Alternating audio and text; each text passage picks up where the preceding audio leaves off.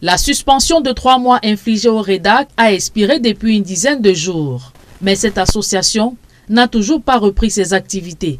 À son siège au quartier Bali, les portes sont encore sous scellées, à la grande désolation des responsables qui peinent à comprendre les motivations réelles de la non-levée de cette mesure administrative. Je ne suis pas capable de vous donner la réponse sur les raisons d'une situation aussi aggravante. C'est un constat que nous faisons tous. Il va falloir peut-être que le MINAT, seul responsable de l'acte posé, nous dise qu'est-ce qui peut justifier que sa propre décision ne soit pas respectée par lui. Pour le coordonnateur de l'association Un Monde à Venir, Philippe Nanga, les arguments de la directrice exécutive Maximilienne Gombe et la présidente du conseil d'administration Maître Alice Com, recueillis lors de leurs auditions à la police, suffisent pour lever la suspension de l'autorité administrative.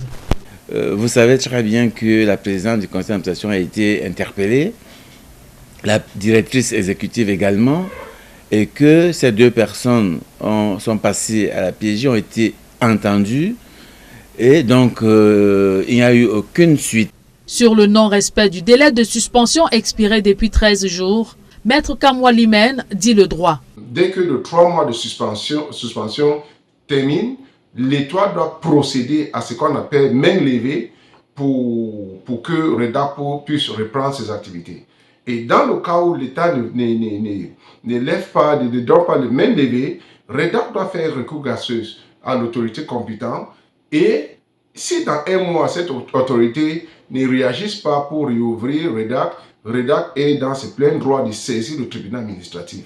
Œuvrant depuis des années dans la lutte contre les injustices, la violation des droits humains et la préservation de la paix et la cohésion sociale, le REDAC est paralysé et son personnel au chômage voilà plus de 3 mois. Il y avait des activités sur la pacification du processus électoral, il y avait des activités sur le terrain qui se déroulaient, et il y a un personnel qui existait, qui travaillait, n'est-ce pas, qui recevait un salaire, qui est à la maison depuis décembre. On rappelle, cette organisation de la société civile a été suspendue le 6 décembre dernier pour financement illicite et non-respect des dispositions légales.